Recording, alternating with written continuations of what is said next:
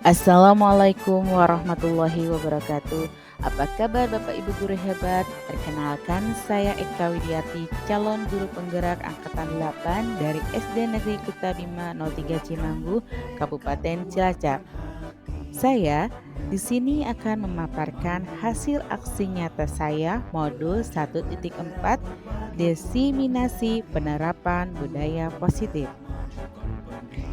Adapun desiminasi budaya positif, saya selenggarakan hari Jumat tanggal 21 Juli 2023 dengan mengundang teman-teman sejawat saya di SD Negeri Kuta Bima 03 Cimanggu. Perkenalkan, mereka berdua Bapak Muntakin SPD MPD selaku fasilitator guru penggerak dan Bapak Ahmad Syarifuddin Eskom SPDI MM selaku pengajar praktik guru penggerak.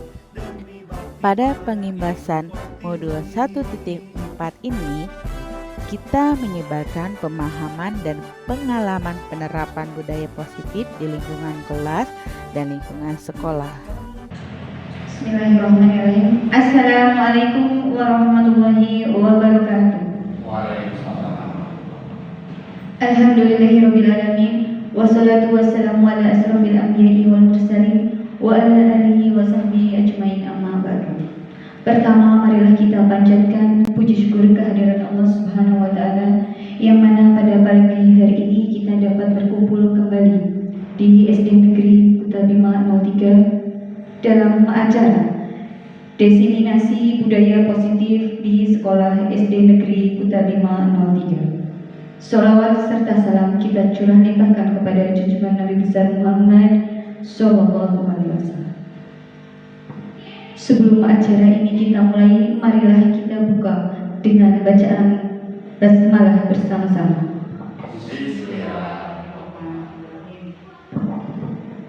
Bapak Ibu yang kami hormati, acara selanjutnya yaitu sambutan dari Kepala Sekolah SD Negeri Kuta Bima 03 kepada Bapak Sarwadi SPD, disilakan.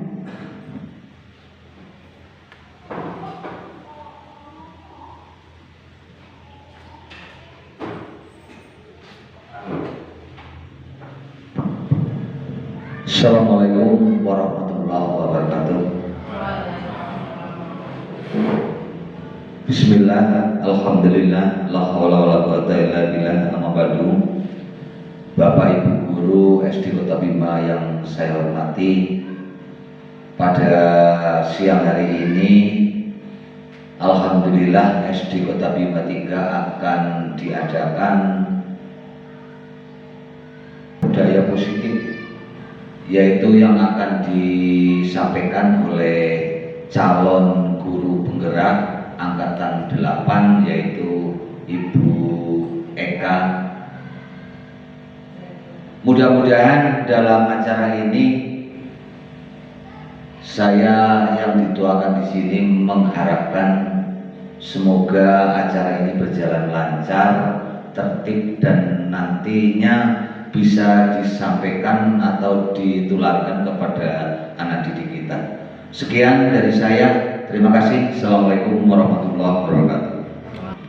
Bapak Ibu yang berbahagia, acara selanjutnya yaitu acara inti yang akan disampaikan oleh calon guru penggerak angkatan ke-8 Kabupaten Cilacap kepada Ibu Eka Widiati SPD, disilakan. Assalamualaikum warahmatullahi wabarakatuh. Waalaikumsalam. Terima kasih pada kesempatan hari ini saya di sini ingin menyampaikan tentang desiminasi budaya positif. Bapak Ibu yang kami hormati, salam dan bahagia untuk kita semua. Sebelum acara, bagaimana kalau kita dengan sambut acara yang ice breaking dulu? Siap? Ya, baiklah. Sebentar. Tangannya semua diangkat ke atas. Ya. 1, 2, 3.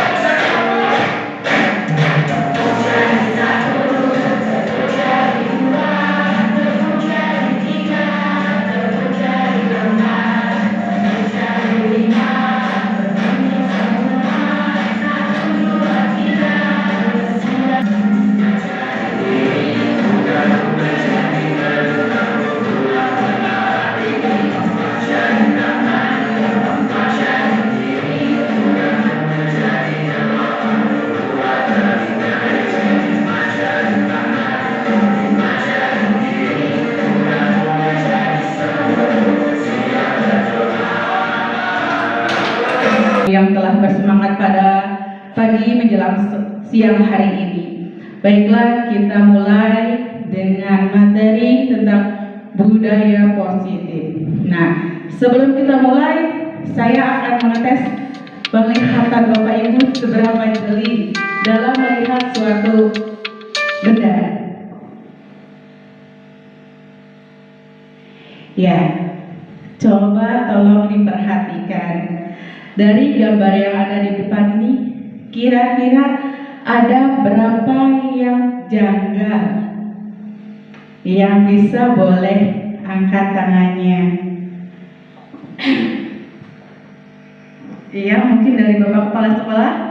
Satu. Iya, yang pertama di mana Pak? Itu yang tengah karena nggak nyambung.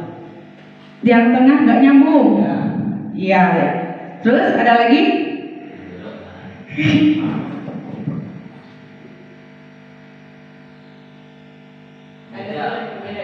Ada dua yang berbeda di situ.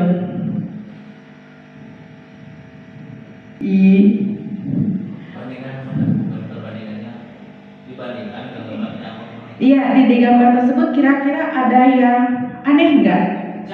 Jam. Jamnya kenapa Pak Anton? 23. Kenapa harusnya? 11. Tepuk tangan buat Pak Anton. Ada lagi? Coba satu lagi. Hanya ada dua perbedaan. Kaki, iya benar. Di kakinya kenapa Pak Anton? Di situ. Oh, terlalu panjang. Iya, tepuk tangan teman-teman. Iya. Ya, betul sekali.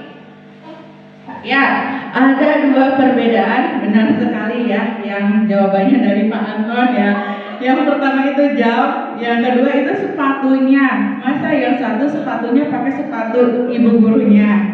Ya, itulah bagaimana cara kita melihat suatu permasalahan. Kita benar-benar harus jeli dan teliti. Baiklah, coba kita lihat bersama-sama pengertian budaya positif. Pengertian budaya positif adalah nilai-nilai, keyakinan-keyakinan, kebiasaan-kebiasaan di sekolah yang berpihak pada murid agar murid dapat berkembang menjadi murid yang kritis, penuh hormat dan bertanggung jawab. Itu tentang pengertian budaya positif. Jadi kita mengangkat nilai, keyakinan, kebiasaan yang ada di sekolah kita supaya anak-anak menjadi apa? Menjadi positif dan bertanggung jawab. Itu pengertian dari budaya positif.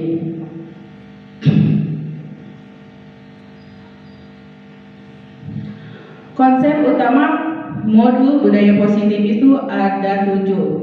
Yang pertama itu perubahan paradigma belajar, disiplin positif, kebutuhan dasar manusia, motivasi perilaku hidup, posisi kontrol, restitusi, keyakinan kelas, dan segitiga restitusi. Apakah Bapak Ibu di sini sudah pernah mendengar sebelumnya? Sudah? Belum? Sudah, tapi kita belum tahu secara detail ya. Sudah pernah. Nah, coba kita lihat di sini. Pembelajaran paradigma baru. Pembelajaran paradigma baru dirancang berdasarkan prinsip pembelajaran yang berdiferensiasi sehingga setiap siswa belajar sesuai dengan kebutuhan dari tahap perkembangan untuk mewujudkan profil belajar Pancasila. Itu pembelajaran paradigma baru. Jadi pembelajaran diferensiasi itu adalah kita memberi pembelajaran sesuai siswa yang butuhkan. Nah, siswa itu ada yang suka dengan belajar dengan audio, ada visual, mungkin juga anak-anak ada yang suka dengan pembelajaran cara berceramah. Jadi kita harus membedakannya seperti itu.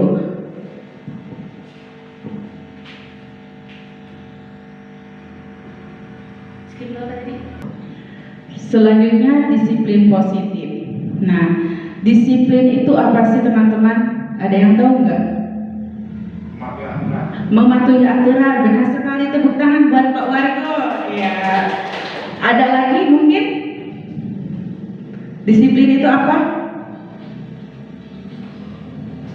Ya, disiplin itu merupakan suatu cara penerapan disiplin tanpa kekerasan dan ancaman yang dalam praktiknya melibatkan komunikasi tentang perilaku yang efektif antara guru dan murid. Di sini sudah dicontohkan oleh Bapak Kepala Sekolah kita. Disiplin itu tidak perlu diancam, ya Pak. Disiplin itu tidak boleh keras, itu tidak usah. Karena disiplin itu adanya dalam diri kita sendiri. Kalau kita sudah menanamkan apa itu makna disiplin, kita akan menjalannya dengan senang hati, tanpa paksaan, tanpa ingin dihargai oleh kepala sekolah ataupun guru. Itu namanya disiplin. Yang kedua, dalam penerapan disiplin positif ini, murid diajarkan untuk memahami konsekuensi dari perilaku mereka. Selain itu, disiplin positif juga mengajarkan murid bertanggung jawab serta rasa hormat dalam berinteraksi dengan lingkungannya. Jadi, disiplin positif ini salah satu cara penerapan disiplin yang bertujuan untuk menumbuhkan kesadaran serta membudayakan murid melakukan sesuatu tanpa hukuman maupun penghargaan. Jadi di sini dalam disiplin kita tidak menggunakan hukuman dan reward, Pak. Jadi kayak kita ingin dihormati oleh teman kita karena kita disiplin, itu juga tidak baik. Tapi disiplin itu benar adanya dalam diri kita sendiri. Disiplin positif melahirkan nilai-nilai kebajikan sesuai dengan kurikulum Merdeka, yaitu tentang profil pelajar Pancasila. Yang pertama apa Bapak Ibu? Beriman, bertakwa kepada Tuhan Yang Maha Esa dan berakhlak mulia. Yang kedua, mandiri. Ketiga, bernalar kritis. Keempat, kebernikaan global. Yang terakhir adalah gotong royong. Nah, itu yang melahirkan disiplin positif dalam nilai-nilai kebajikan. Sekarang di sini ada 5 kebutuhan dasar manusia. Yang pertama apa para siswa? Kebutuhan dasar manusia? Bertahan hidup. Bagaimana cara kita bertahan hidup? Selanjutnya, Pak Wargo apa ya? Apa ya? Itu yang kedua. Kekuatan kasih sayang dan rasa ingin diterima. Selanjutnya, kebebasan, kesenangan, dan penguasaan. Itu 5 kebutuhan dasar manusia.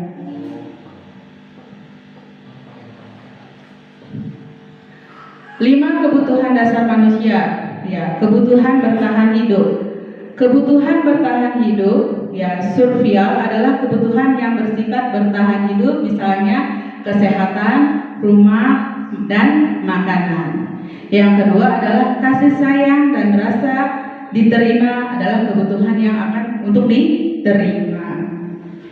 Kebutuhan ini dan 3 kebutuhan berikutnya adalah kebutuhan psikologis. Kebutuhan yang harus diterima meliputi kebutuhan hubungan dan koneksi sosial. Ini sangat penting. Selanjutnya kita akan masuk dalam penyatuan pikiran untuk menjadikan nilai kebajikan untuk diturunkan di kelas kita dalam pembentukan keyakinan sekolah atau keyakinan kelas. Nah, keyakinan sekolah atau keyakinan kelas ini adanya di kurikulum Merdeka. Nah, keyakinan kelas ini dibuat ada sifatnya abstrak, ya, daripada peraturan. Keyakinan kelas itu dibuat seperti kita kesepakatan bersama. Mari kita contohkan misalnya ya dengan Bapak Kepala Sekolah. Mungkin tentang kita peraturan di sekolah ya Pak. Kira-kira keyakinan kelas apa yang akan kita buat di sekolah kita biar sekolah kita menjadi disiplin. Jadi nanti Bapak Ibu guru memberikan masukannya. Nah, jadi nanti setelah Bapak Ibu memberikan masukannya, sama-sama keyakinan tersebut itu bukan peraturan, tapi apa yang kita yakini bersama bisa kita laksanakan dan bertanggung jawab bersama. Ya, mungkin nanti saya minta dari semuanya berpendapat kira-kira keyakinan kelas apa yang akan kita sepakati. Contoh, mungkin dari Bu Arum.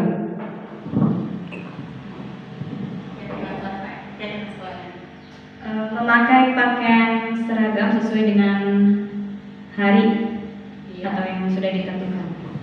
Keyakinan kelas yang pertama adalah memakai pakaian seragam ke sekolah setiap hari sesuai hari yang ditentukan. Ya, benar. Yang kedua, Pak Anton.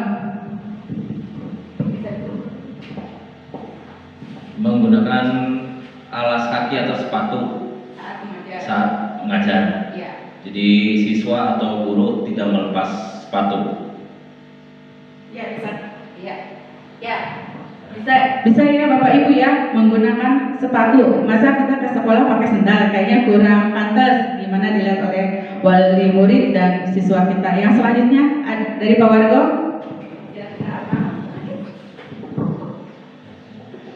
Setiap mau masuk siswa berbaris di depan kelas misalnya. Untuk di sekolah dulu Pak, bukan di kelas. Untuk gurunya. Untuk guru. Iya, gurunya. Waktu ya, sesuai jam mengajar. Jadi kita ke sekolah itu masuk jam 7:04. Ya benar Pak Wargo, terima kasih. Mungkin selanjutnya dari Pak Rasiwan. Mungkin menurut saya membiasakan senyum sapa. Iya, benar sekali. Pak Iwan menyarankan 5S, senyum, salam, sapa. Jangan sampai ketemu Bapak Kepala Sekolah kita cemberut, walaupun kita sedang jengkel ya, tapi kita biasakan untuk selalu tersenyum. Dan selanjutnya mungkin dari Bapak Kepala Sekolah. Dari saya masalah pakaian. Jadi pakaian sesuai dengan aturan dari dinas. Terima kasih Bapak Kepala Sekolah. Ya, barusan saja kita sudah praktek dalam membentuk keyakinan sekolah yang ada di sekolah kita, terutama antara guru dan rekan-rekan kerjanya. Jadi terbentuk yang pertama itu, kita ketika di sekolah memakai seragam sesuai dengan aturan dinas. Kedua, datang tepat waktu sesuai jam yang telah ditentukan. Ketiga, memakai alas kaki. Yang terakhir adalah senyum, salam, sapa. Ya, terima kasih, tepuk tangan untuk kita semua Bapak Ibu.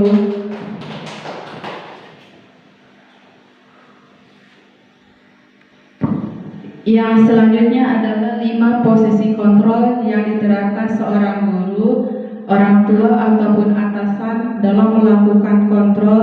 Kelima posisi kontrol tersebut adalah yang pertama penghukum, pembuat rasa bersalah, teman, pemantau, dan manajer. Mari kita saksikan video berikut ini, nanti Bapak Ibu bisa memahaminya. Bahagia Ibu dan Bapak Guru hebat dalam penerapan disiplin positif restitusi. Salah satu program yang dikembangkan adalah 5 posisi kontrol. 5 posisi kontrol dalam restitusi adalah proses perjalanan seorang pendidik agar dapat mengenali dirinya. Pada video kali ini, kita akan membahas tentang 5 posisi kontrol yang dikembangkan oleh Diane Gossett dan contoh penerapannya.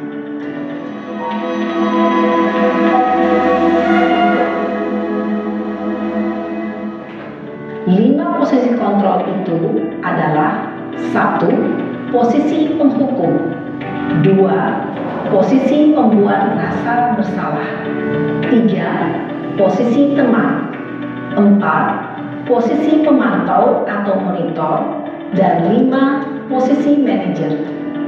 Untuk lebih memahami kelima posisi tersebut, mari kita saksikan kasus Naren yang terlambat hadir 20 menit di sekolah dan melihat bagaimana kelima posisi kontrol dalam menghadapi masalah tersebut.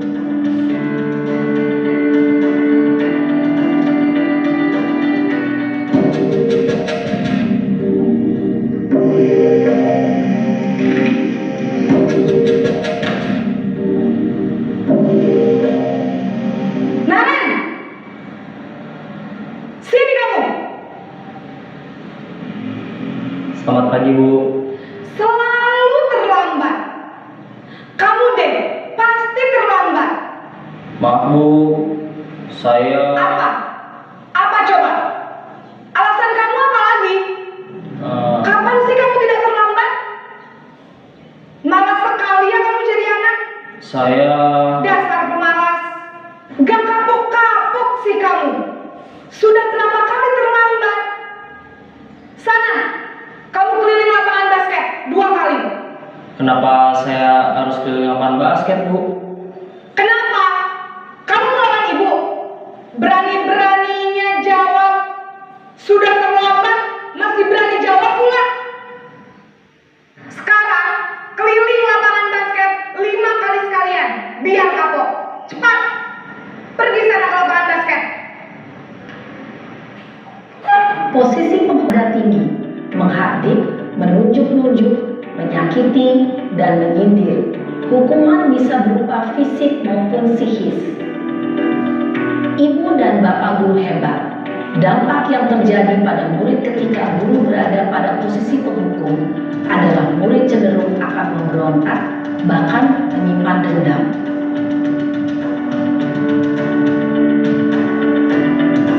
Hukum kita menghakimi siswa secara langsung ya, tanpa mendengarkan alasan mereka. Apakah ini pernah kita lakukan, Bapak Ibu?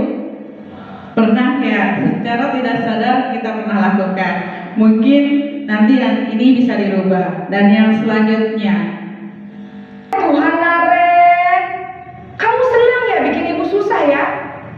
Kalau kamu terlambat lagi, nanti ibu yang ditegur bapak kepala sekolah, nak. Disangka ibu tidak bisa membina kamu. Duh, gimana ini? Maaf, Bu. Duh, Gusti Naren.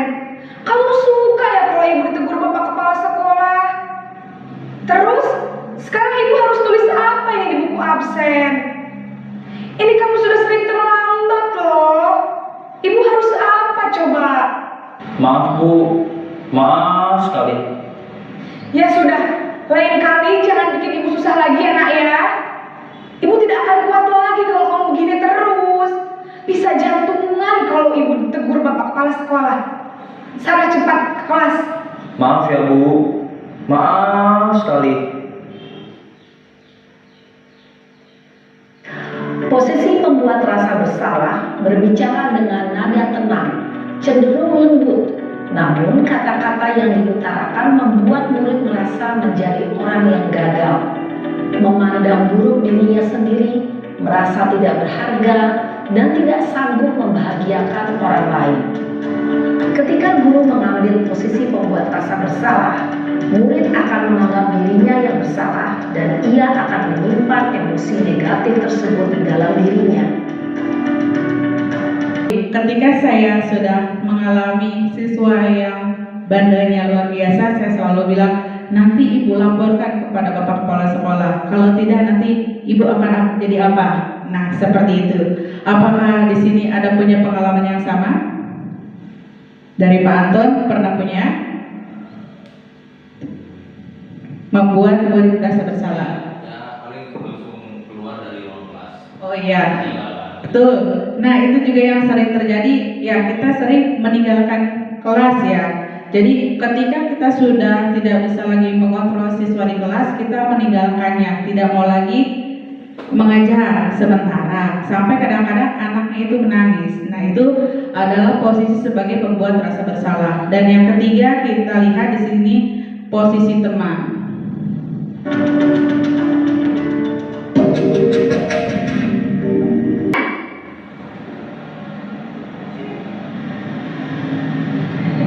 Selamat pagi, Bu. Wah, sudah jam berapa ini, Nak? Terlambat lagi ya, sayang? Iya, Bu. Habis ibu saya lupa bangunkan saya, Bu. Kamu malah menyalahkan ibu kamu. Kamu bukannya anak yang larinya paling kencang. Kok terlambat sih? Iya, Bu. Saya memang terlambat bangun tadi. Jadi, biarpun saya lari kencang, tetap gak kekejar, Bu. Ya sudah sana. Nanti lain kali larinya lebih kencang lagi ya. Biar gak terlambat lagi. Bikin senang ibu demi ibu. Bisa kan? Bisa lah, Bu. Ya sudah, sana masuk kelas. Ibu beresin urusan absen kamu. Kamu ini ada-ada saja.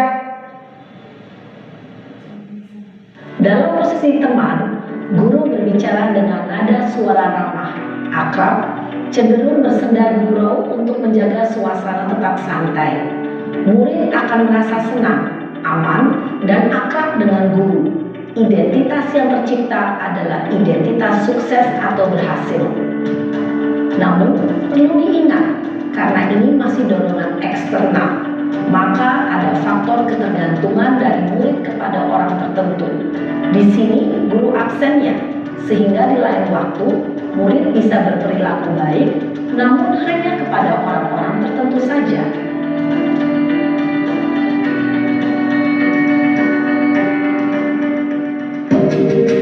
Ibu, Naren, apa peraturan sekolah kita tentang jam berapa kita harus masuk sekolah, nak? kita harus di sekolah jam 7, Bu.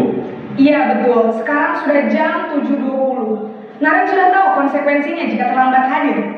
Paham, Bu. Saya harus tinggal kelas pas jam istirahat selama 20 menit. Iya benar, konsekuensinya demikian. Jadi nanti jam 9.30 pas istirahat, kamu harus tinggal di kelas, kerjakan tugas tambahan untuk ketertinggalan kamu, ya? Baik, Bu. Posisi pemantau mengandalkan penghitungan atau data untuk mengontrol murid. Guru mengarahkan murid berdasarkan peraturan dan konsekuensi.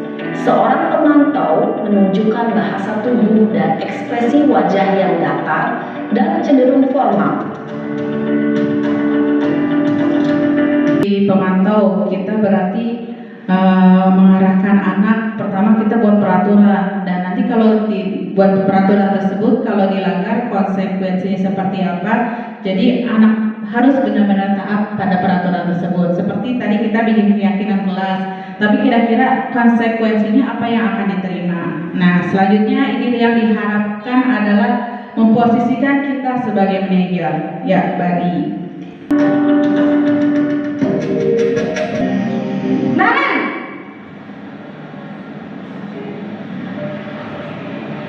Selamat pagi, Bu. Selamat pagi, Naren. Maaf, Bu. Saya terlambat. Iya, sekolah masuknya jam 7, sekarang sudah jam 7.20. Jadi sekarang bagaimana ini, Naren? Maaf, Bu. Saya lupa setel alarm saya semalam. Baiklah, menurut kamu, keyakinan sekolah yang mana yang perlu kamu tingkatkan? Menghargai diri sendiri dan orang lain mungkin, ya, Bu. Setuju. Jadi, apakah Naren meyakini prinsip saling menghormati tersebut? Iya, Bu. Saya meyakininya.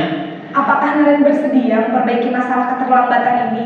Bersedia, Bu. Bagaimana kamu akan perbaiki masalah keterlambatan ini? Saya akan coba untuk tidak lupa menyetel alarm saya, Bu. Baik, kalau Naren lupa menyetel alarm di rumah, ada orang yang kira-kira bisa bantu mengingatkan tidak? Ada, Bu. Kakak saya, Kak Emma. Ada lagi selain Kak Emma? Selain Kak Emma, ada ibu saya. Baik, jadi yang mengingatkan Naren adalah Kak Emma dan ibu kamu, ya? Kira-kira akan mulai setel alarm kapan nih, Naren? Setelah pulang sekolah, akan segera saya lakukan. Baik, jadi Naren akan setel alarm untuk bangun besok pagi dan akan diingatkan oleh kakak dan ibunda Naren, ya? Ada lagi yang mungkin perlu dilakukan, Naren, agar tidak terlambat bangun lagi? Tidak ada, Bu. Baik, Naren, terima kasih untuk kerjasama kamu. Sekarang kamu perlu kembali ke kelas untuk belajar. Baik, Bu. Terima kasih. Posisi manajer adalah posisi kontrol yang disarankan untuk membimbing murid memiliki sikap disiplin yang positif, yaitu murid yang mandiri, bertanggung jawab, dan dapat memecahkan masalah. Tujuan dari posisi ini adalah agar murid dapat berefleksi atas tindakannya. Guru akan dengan tulus memberikan pertanyaan-pertanyaan bermakna, sehingga membuat murid dapat belajar dari kesalahannya dan mencari sebuah solusi untuk menyelesaikannya. Ibu dan Bapak guru hebat, setelah mengambil Semua, kira-kira posisi kontrol yang paling tepat untuk diterapkan di sekolah kita itu yang mana? Posisi penghukum, teman, pemantau, atau manajer? Manajer, ya tepat sekali para siswa, posisi manajer. Nah, di sini saya akan bagikan sebuah kasus. Bapak Ibu guru boleh berkelompok dalam mengerjakan ini. Nanti tolong sampaikan kira-kira apa jawaban dari permasalahan ini. Ya.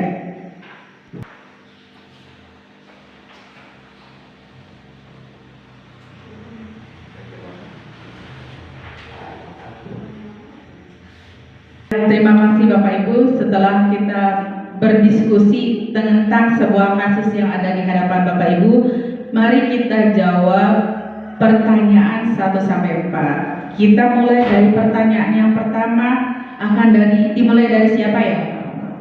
Ya, mungkin para siswa sudah punya jawabannya. Saya baca pertanyaannya. Dari 5 posisi kontrol, posisi mana yang diperhatikan oleh gurunya?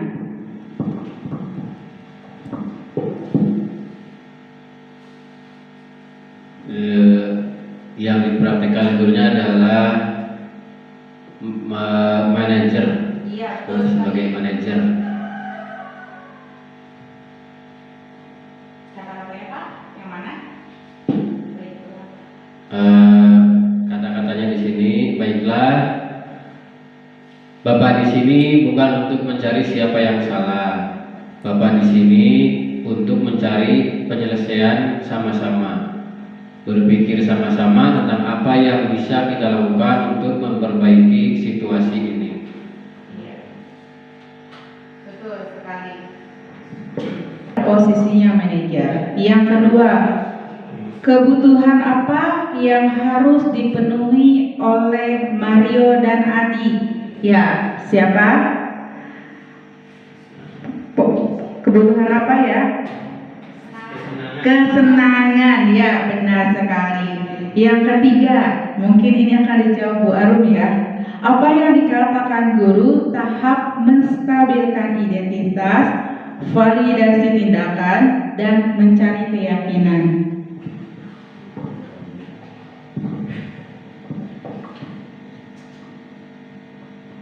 Yang dikatakan guru dalam tahap menstabilkan identitas, yaitu dalam kalimat baiklah, Bapak di sini bukan untuk mencari siapa yang salah, Bapak di sini untuk mencari penyelesaian sama-sama, berpikir sama-sama tentang apa yang bisa kita lakukan untuk memperbaiki situasi ini. Kalian pasti melakukan itu ada alasannya ya. Pasti seru ya main lempar-lemparan makanan begitu. Nah, kemudian validasi tindakan itu ada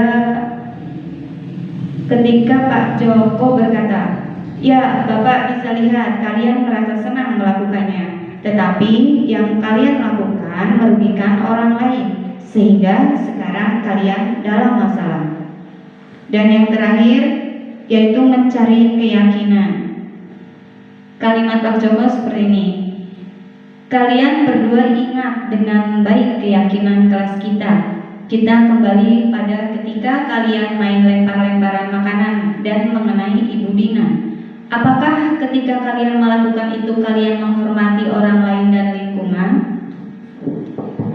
Ya, terima kasih, tepat sekali jawabannya Bu Arim. Terima kasih, tepuk tangannya untuk Bu Arum. Ya, yang terakhir, nah kita sudah mencapainya atau belum ya? Paham atau tidak? Kira-kira sesuai prinsip restitusi, apa yang dilakukan Mario dan Adi untuk memperbaiki kesalahan mereka pada Ibu Dian? Untuk menjawab pertanyaan nomor 4, menurut saya di sini Ibu Dina itu mereka menggunakan segitiga restitusi. Ya, betul sekali Pak Anton. Dia sudah menerapkan segitiga restitusi. Seperti yang bisa dilihat di depan, apa itu segitiga restitusi? Proses menciptakan kondisi bagi murid untuk memperbaiki kesalahannya sehingga karakter mereka lebih kuat ketika kembali pada kelompoknya. Ya, berarti Bapak Ibu guru di SD Negeri Kuta Bima 03 Cimanggu ini sudah paham tentang segitiga restitusi? Sudah paham ya, terima kasih. Nah, kita bisa lihat tahapan segitiga restitusi itu ada 3 tahapan. Yang pertama itu tadi menstabilkan identitas, menanyakan keyakinan, validasi tindakan yang salah. Ya, itu tahapan segitiga restitusi. Menstabilkan identitas, yang pertama, berdasarkan prinsip pembuatan kesalahan adalah bagian dari proses pembelajaran. Yang kedua, menggeser identitas dari gagal ke identitas sukses. Dari dia merasa bersalah, dia menjadi sukses, artinya dia tahu apa yang harus dilakukan selanjutnya. Dan yang terakhir, jangan mengkritik murid yang sedang mengalami identitas gagal. Kalau kita lagi gagal nih Bapak Ibu, kita jangan langsung dikritik. Nah, kalau langsung dikritik, nantinya anak atau kita sendiri tidak akan mau melakukannya lagi. Selanjutnya, tahapan validasi tindakan yang salah. Berdasarkan prinsip setiap perilaku yang berupaya memenuhi sesuatu kebutuhan tertentu, guru akan menggeser dari pemikiran stimulasi respon menjadi proaktif. Yang ketiga, mengenali dan memahami kebutuhan murid akan memperbaiki hubungan dengan murid. Yang terakhir, pernyataan atau pertanyaan disampaikan dengan nada suara tidak menghakimi atau tidak memojokkan. Ya, nanti kita lihat bersama skenario video selanjutnya, mungkin bisa dipahami setelah break ya. Ya, mungkin itu yang dapat saya sampaikan, kurang lebihnya saya mohon maaf. Semoga budaya positif ini bisa kita terapkan di sekolah kita dengan baik. Akhir kata, Assalamualaikum warahmatullahi wabarakatuh. Bapak Ibu yang kami hormati, demikianlah selesai sudah rangkaian acara diseminasi budaya positif di sekolah SD Negeri Kuta Bima 03. Marilah acara ini kita tutup dengan bacaan hamdalah bersama. Sekian, wassalamualaikum warahmatullahi wabarakatuh.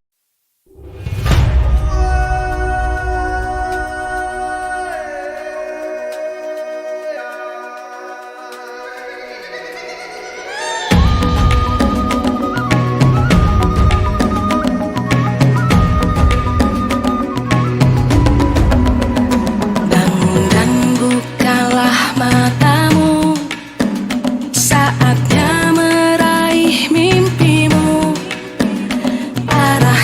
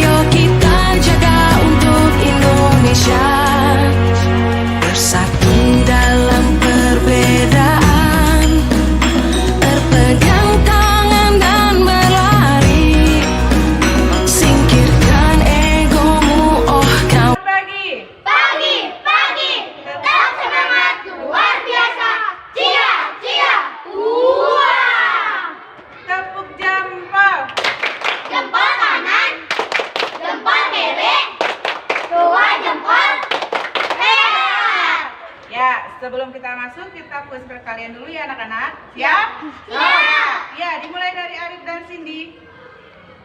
Berapa? 6. Iya, 6. Silakan duduk. Lagi. Ya. 4.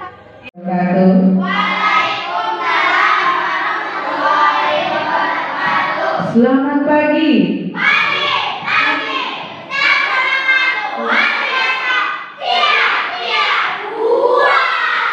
Ya, bagus sekali. Pagi ini kalian bersemangat ke sekolah? Semangat untuk belajar? Iya. Baiklah, sebelum kita belajar, mari kita berdoa dulu bersama-sama. Berdoa disiapkan. Ya.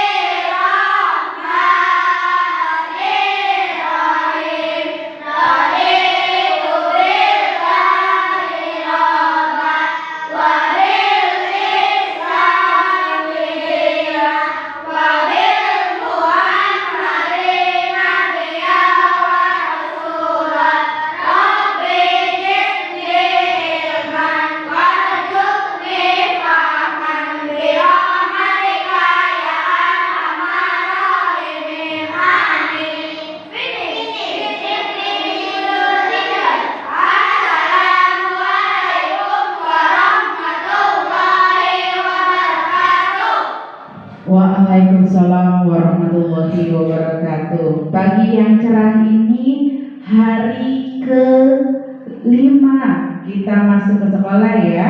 Nah, di sini sekarang Ibu akan membuat keyakinan kelas dulu sebelum kita belajar apa yang taati, aturan apa yang harus kalian penuhi. Ya, bukan dipenuhi, tapi keyakinan apa yang harus kalian punya di dalam kelas. Nah, keyakinan kelas itu adanya dalam budaya positif. Ya, apa itu budaya positif? Nah, silakan kalian lihat ke depan. Pengertian budaya positif. Budaya positif adalah nilai-nilai keyakinan, ya, kebebasan sekolah yang berpihak pada murid, ya, menjadi murid yang bertanggung jawab dan kritis dan penuh hormat. Nah, itu namanya apa? Budaya positif. Ya. Oke, selanjutnya.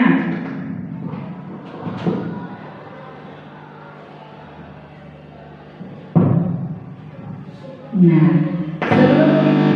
sebelum kita masuk ke dalam membuat keyakinan kelas, kalian harus tahu dulu apa itu disiplin positif. Coba kita baca bersama-sama. Apa disiplin positif?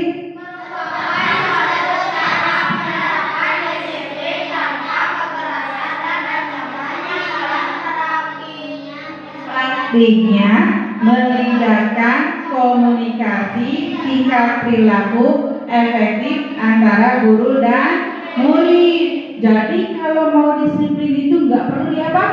Nggak perlu apa? Kekerasan. Nggak perlu juga apa? Diancam. Yang kedua apa?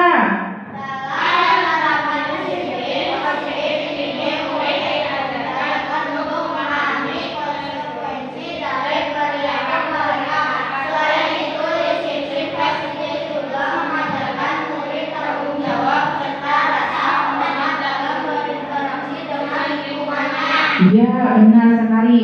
Disiplin positif ini kalian bisa berinteraksi dengan lingkungan dengan konsekuensi apa yang telah kalian miliki ya. Nah, yang terakhir, jadi disiplin positif ini salah satu cara penerapan disiplin yang bertujuan untuk menumbuhkan kesadaran serta memudayakan murid melakukan sesuatu tanpa hukuman maupun penghargaan.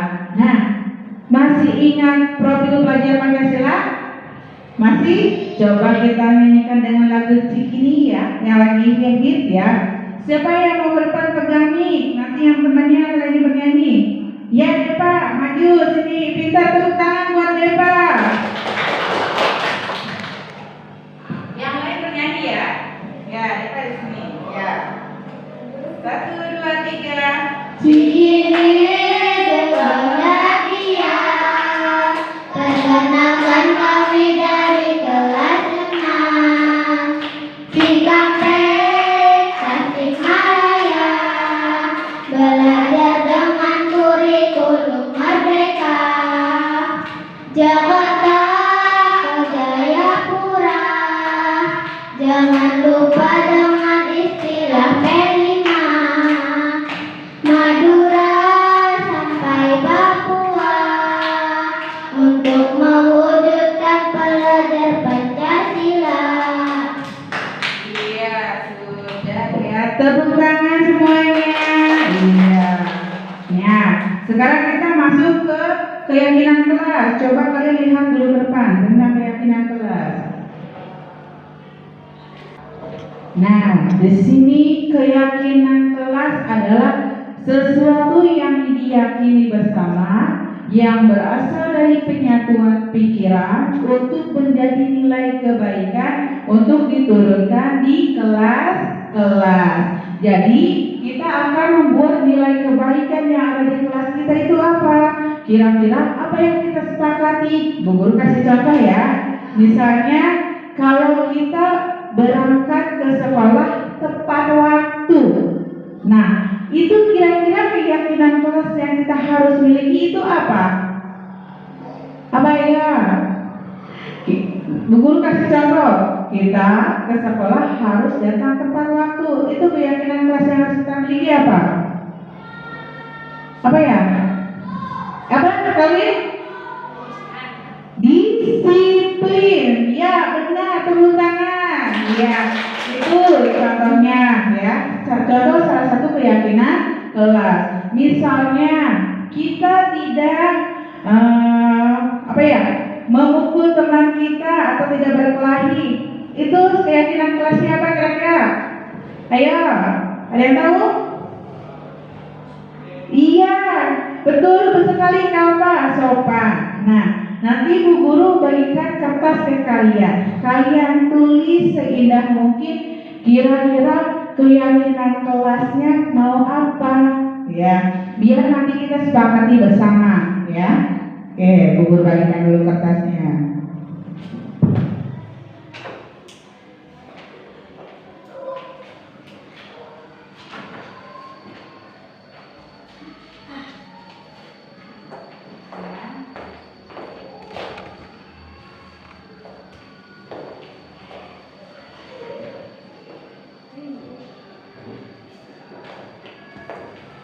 Sekarang kalian tulis di kertas kalian kira-kira keyakinan kelas kalian itu apa?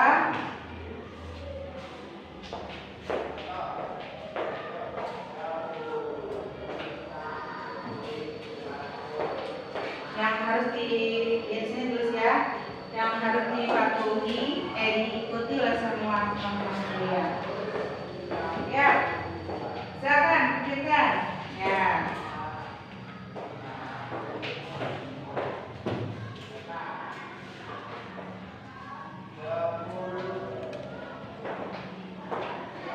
Ya, keyakinan kelasnya sudah kalian tulis? Sudah. Tadi paham ya keyakinan kelas itu apa, Pak? Keyakinan kelas itu apa?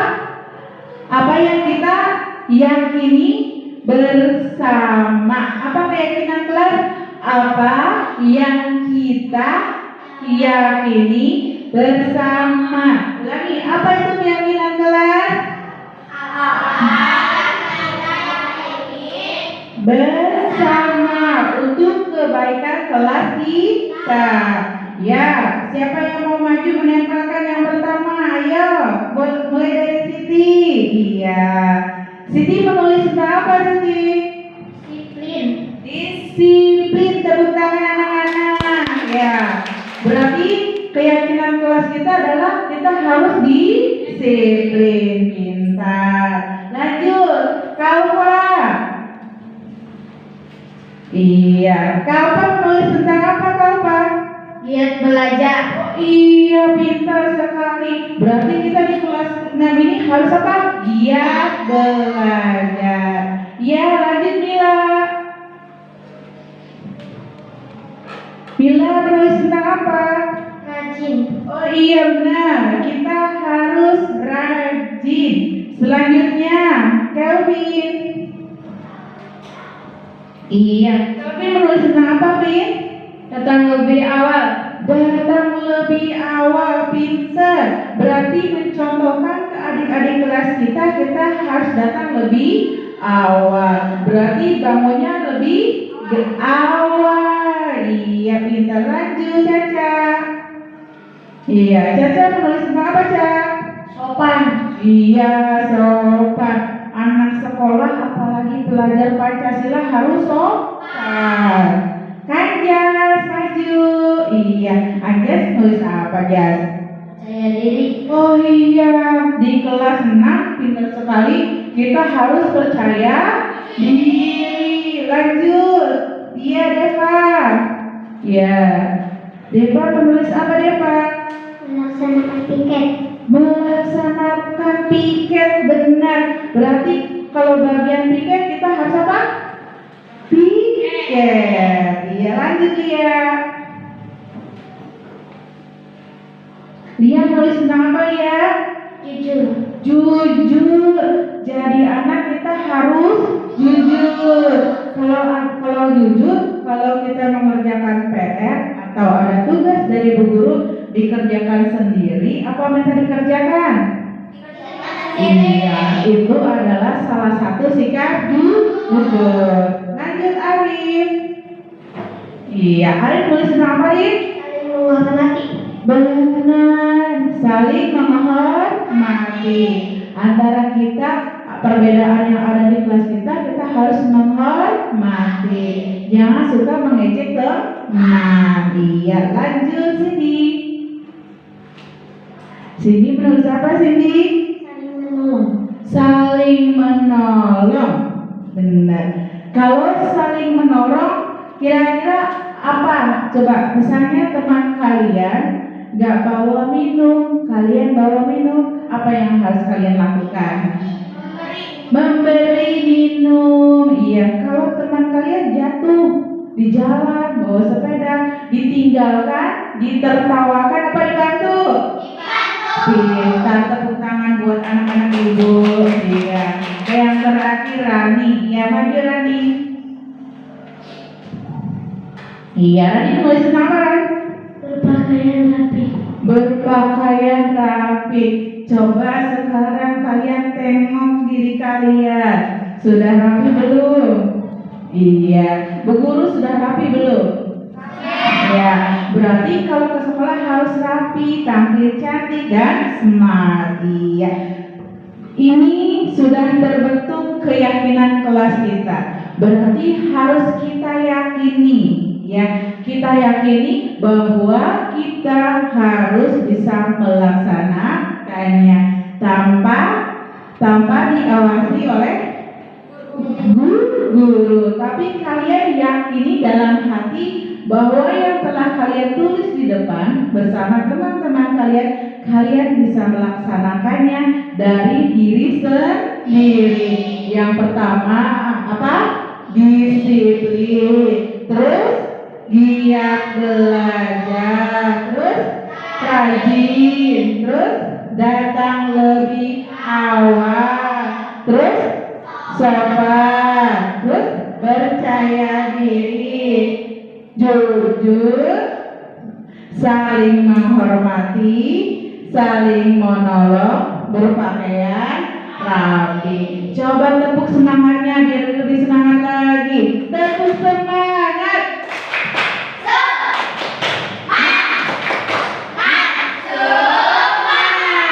Ayo kita berdiri semua setelah membuat keyakinan kelas. Ya. Masih ingat lagu di sini senang di sana senang? Masih. Ya, kita nyanyi bersama. 1, 2, 3. Di sini senang, di sana senang, di mana-mana hatiku senang. Di sini senang, di sana senang, di mana-mana hatiku senang.